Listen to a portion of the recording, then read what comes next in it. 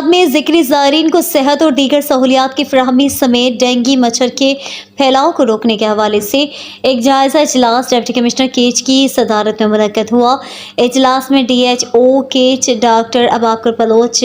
Chief officer municipal corporation Turbat Shoaib Nasir, support manager P P H I doctor Munir Ahmed, A D C Kech Maqbool Anwar,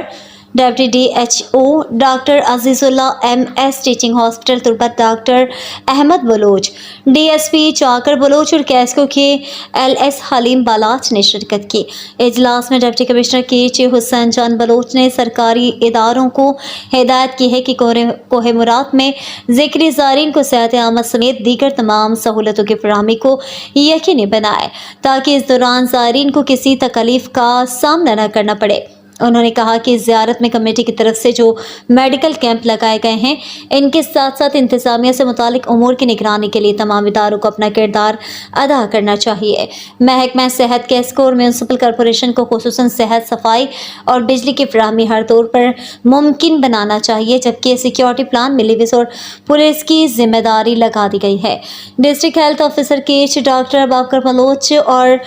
chief officer municipal corporation Shoaib Nasir نے deputy commissioner catch کو کوہ مراد میں صحت و صفائی اور شہر میں ڈینگی کے خلاف میسر اسپرے کرنے کے حوالے سے تفصیلی بریفنگ دی۔